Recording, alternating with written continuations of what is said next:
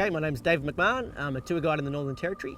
I've been living up here for about 10 years. I moved up and I was instantly blown away by the abundance. Top end coastlines are like nowhere else in the world. I've been tour guiding ever since.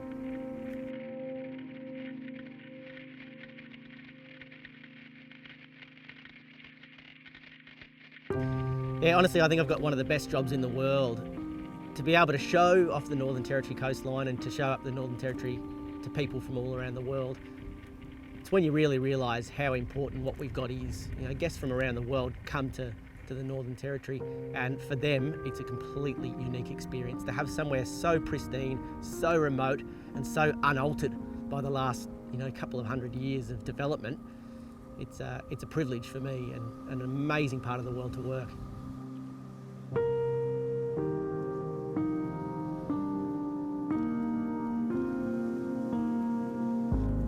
So the marine park I work in particular is Garrig-Gunak-Barlu National Park, and Garrig's a language name on the peninsula, or an Aboriginal language name. Gunak means land and Barlu means water. So it's a marine park on land, and all of the water surrounding the marine park and the national park are protected. That makes it a unique place in the Northern Territory. It's the only marine park within Arnhem Land, and it's owned and managed by the traditional owners, so we're very thankful to have the opportunity to share that country with guests from around the world, considering it's traditional land, and we work really closely with traditional owners, so it's an important economic benefit for us and for the traditional owners.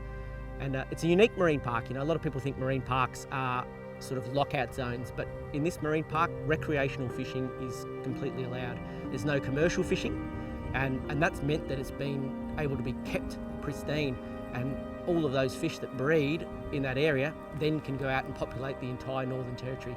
I think it's one of the most important things about marine parks is that they really protect fish stocks, not just within the marine park, but within the greater area.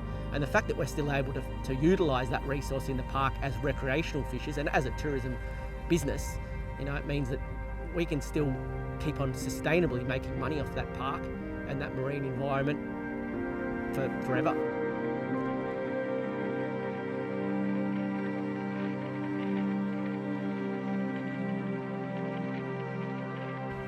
So tourism in the Northern Territory is one of our biggest industries, and it brings in over $700 million worth of economic benefit to the Territory a year, and that gets spread right throughout the Northern Territory. So within remote communities, it's a really good way of bringing money into the Northern Territory, and it's got a big future ahead of it. Things like mining, once it's gone, it's gone. The economic benefits of tourism, especially if it's well managed, can go on forever.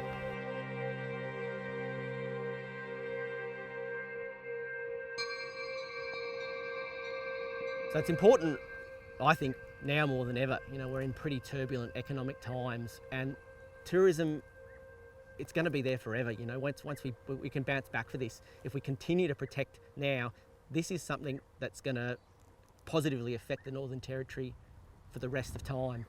And it's important more than ever that we get out there, we make our votes count, we make sure we talk to our politicians, and we get things done so that we still have this amazing part of the world to live in, and it stays as unchanged as possible into the future.